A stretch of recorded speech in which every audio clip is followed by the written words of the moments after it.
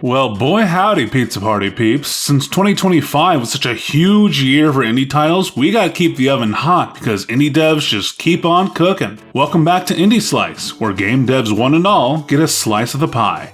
Hey y'all, Guti here again. In today's episode, we're going to be mentioning some new titles with recent updates as of Q1 2026, while also including some noteworthy games that came out in the tail end of last year.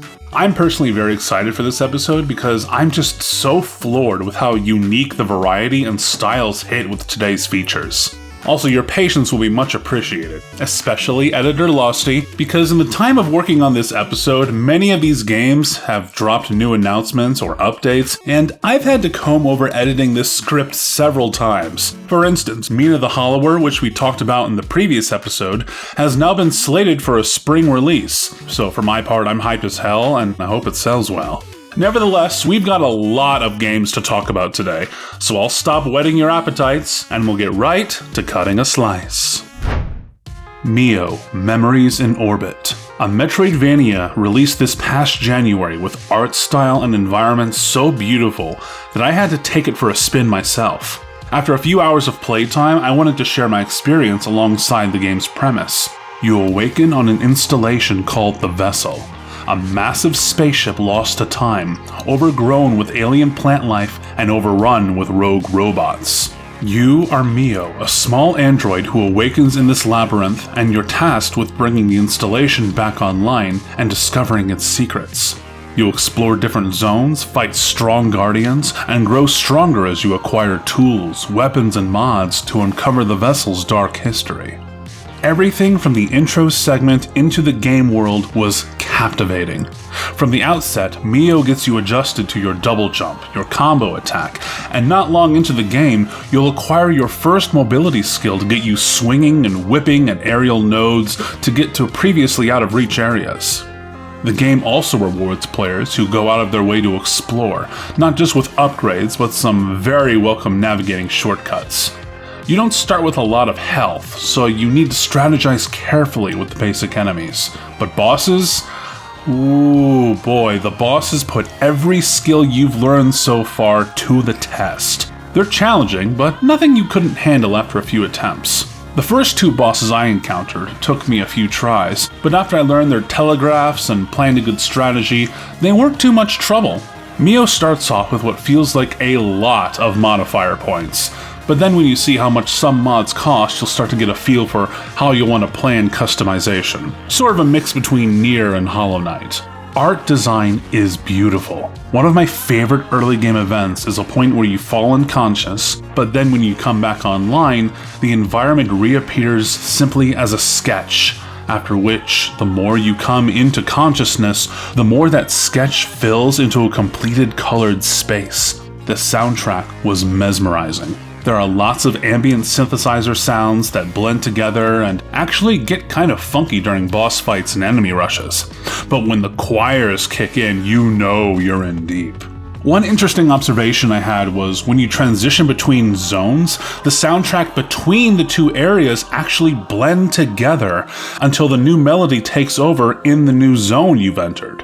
It's a small effect that adds so much to the environmental storytelling. I recommend Mio: Memories in Orbit to any and all Metroidvania enjoyers looking for a refreshing sci-fi adventure. Mouse P.I. for Hire. Animated like a cartoon straight out of the 1930s, Mouse P.I. for Hire takes you through a stylized action FPS, completely hand-drawn, frame by frame, in that vintage rubber hose animation style. You'll play as Jack Pepper, a grizzled toon mouse detective in an action-packed noir detective story. Voiced by Troy Baker, by the way. Watching some previews, it looks like you'll have a variety of standard weapons at your disposal, like pistol, shotgun, and so on, but you'll also eventually have access to a variety of special weapons. I love how they're advertised as over-the-top appliances for the home, like the cold steam applier that's intended to be used as a portable food and drink preserver, but basically acts like an ice beam, or the turpentine cleanser that melts enemies. Oh, Alistair, you've never been more at home than selling deadly home appliances. I know that wasn't Alistair in the previews, but please just pity laugh at the bit. Please? In addition, you'll have various mobility tools and items you'll need to put to good use. It feels like they made a lasagna out of Cuphead and Bioshock. God, this feels like the third time I've compared a game to Bioshock, but you get the point, right? Though wait, what do my eyes see here on its Steam description? An original big band jazz soundtrack? Oh, it's over! Wishlisted! According to a February update from the devs, this chunk of fine cheese is set to come out on April 16th of this year. Tears of Metal, a medieval hack-and-slash roguelike. Take control of your battalions and reclaim your homelands in Tears of Metal. The dragon meteor brought devastation to your Scottish island, but after the dust had settled, many invaders raided your lands, hungry for what power the meteor offered. Gather your armies. Even team up with a friend in co-op and strike back.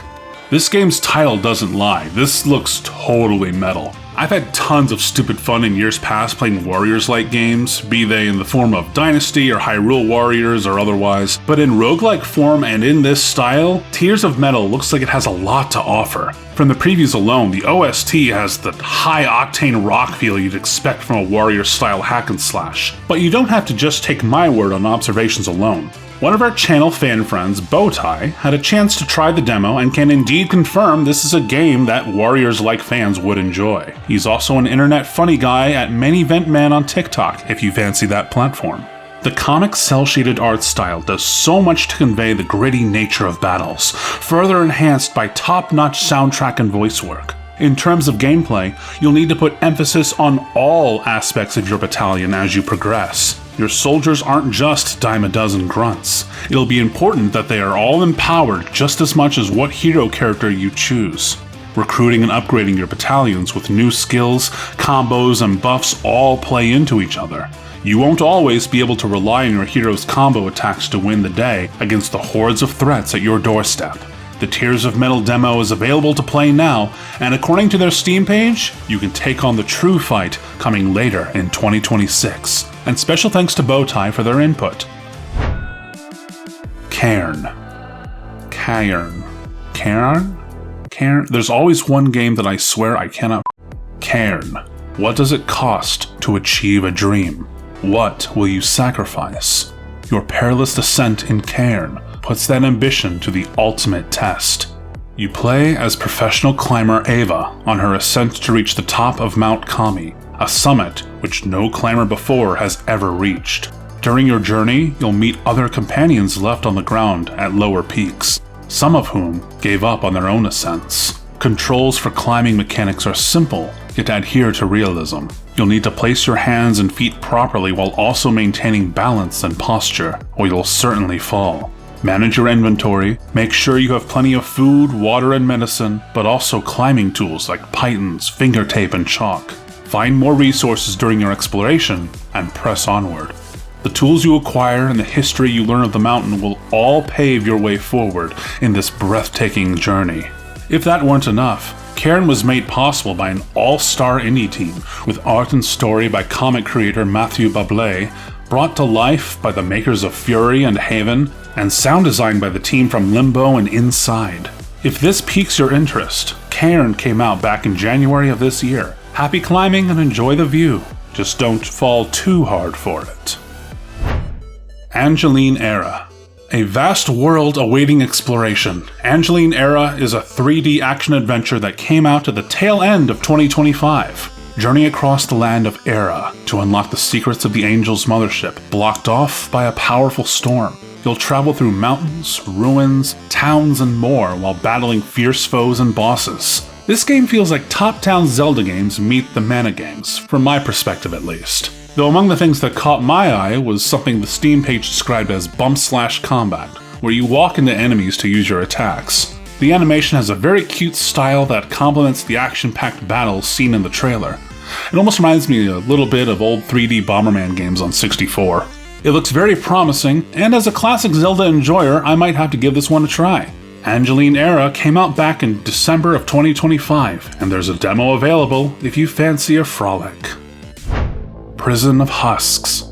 A nostalgic take on Souls-like games, Prison of Husks is an action RPG where you'll explore the Lithos Plateau, a great heavenly afterlife you must traverse to seek your beloved. We love us a game that uses that vibing retro style, and Prison of Husks showcases dense level design filled with interconnected and secret areas. You'll be able to equip a whole variety of weapons from blades to firearms, and use experience from combat to increase your abilities, very similar to FromSoft titles. In what life and sentience your doll-like form is given, there are other creatures and bosses alike with similar goals to yours, certain to stand in your way for challenging bouts. An indie Souls-like sounds like a step back in time to the early 3D era of gaming. If that vibe sounds to your liking, there's a demo available to keep you satiated until a release date is announced.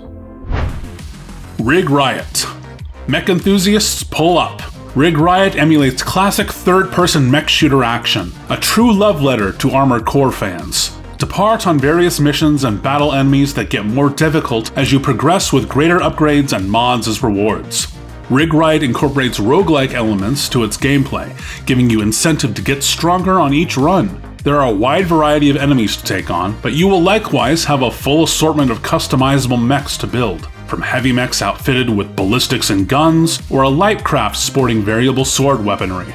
The customization lies with you, and in your raids you'll be able to acquire a whole hodgepodge of permanent upgrades and powerful mods. Even should you inevitably fail, you'll be able to return to your garage full of spoils, build again, and set out for the next raid. Rig Riot has a demo available to play right now, and is set to take flight in April. Before we cut our final slice, might I offer you some complimentary indie bite-sized bites as our bonus honorable mentions. These consist of games that could be short and sweet, fun with friends, or a quick and dirty solo dive. Let's check them out. Whisk, a co-op platformer where you and a friend need to deliver all the Dreamcats home and help each other with platforming along the way. A cute take on Portal 2 platformer puzzling, expected for release later in 2026. The Oily Depths. Pilot a drilling submarine in this deep sea horror title. Navigate the depths, obey your orders, or they'll cut off your oxygen. This short and spooky title is available now on Steam. Coffee Talk Tokyo.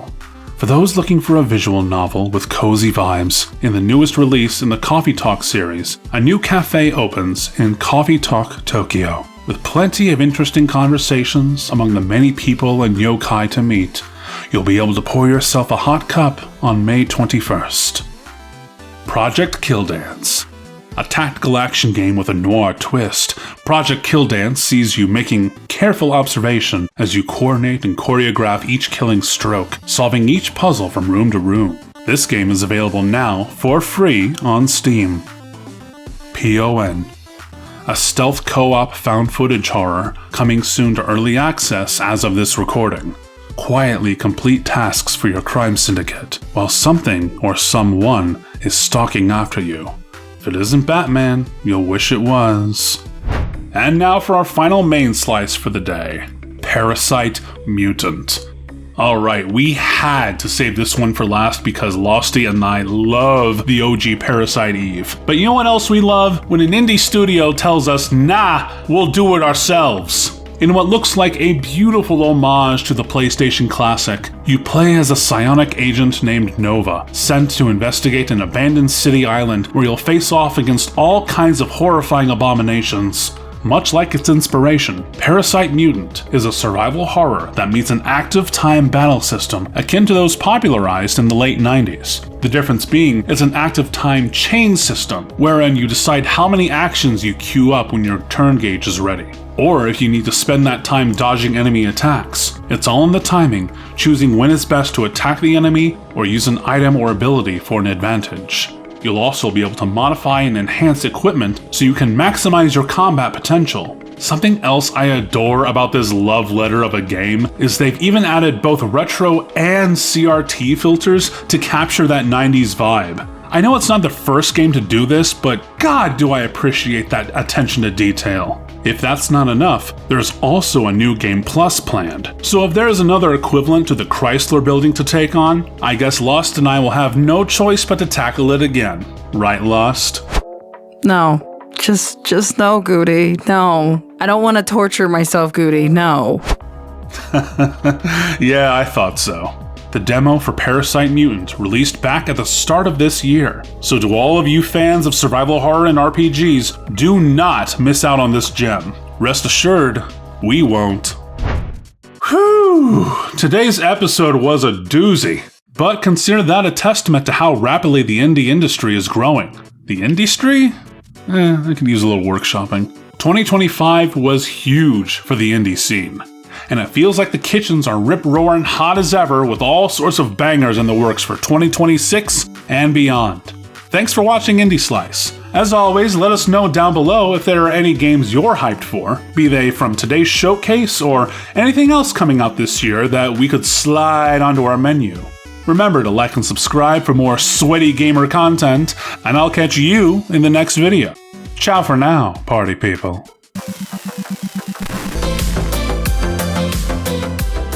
Though wait, what do my eyes see here on its Steam description? An original big band jazz soundtrack! Oh, it's over! Wishlisted! I need to take that one again, holy shit.